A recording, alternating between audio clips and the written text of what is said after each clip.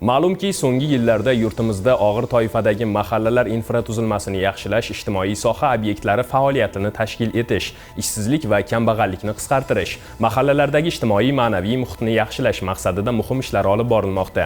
Bo'ka tumanida ushbu ezgu ishlarda faol qatnashgan faxriy, yoshi ulug' keksalarga hurmat ko'rsatish, ularning sog'lig'ini mustahkamlash va ijtimoiy qo'llab-quvvatlash maqsadida sog'lomlashtirish oromgohiga kuzatildi. Hozir shu haqda O'zbekiston Kasb uyushmalari Federatsiyasi tomonidan Obod xonadon, Obod ko'cha, Obod mahalla mezonlariga ko'ra faol va jamoat ishlarida ibrat bo'lib kelayotgan bir guruh nuroniylar hokimiyat binosi oldida kutib olinib, bepul yo'llanmalar bilan Parkent tumanidagi dam olish maskaniga olib borildi. Tumanimizdagi Navobod hamda Qo'ldoshtepa mahallalarida ishlar faollik bilan olib borilyapti. Yo'llar shag'irlashtirildi, asfaltlashtirildi.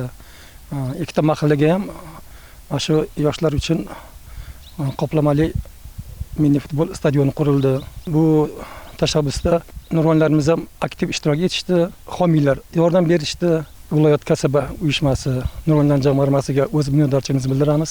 Faol nuronlarimiz qatnashganligi hamda shu xonadonlarda fuqarolar o'zlarini uylarini obod qilganligi uchun 50 nafar Qo'ldoshtepa mahallasidan, 50 nafar Navobod mahallasidan fuqarolarni otaxon, onaxonlarni Samarqandga olib borib ziyorat qilib keldik.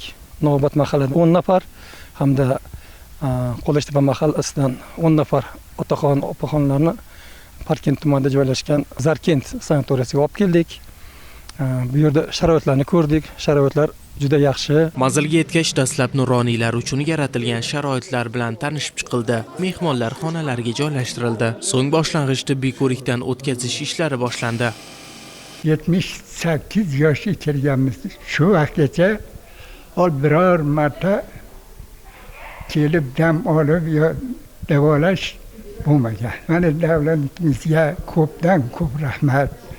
Ko'p mana qariyalarni hurmat qilish uchun kattadan katta rahmat aytamiz. Keksa avlod vakillari 10 kun davomida malakali shifokorlar nazoratida bo'lib, tibbiy muolajalar olish orqali salomatligini tiklash rejalashtirilgan.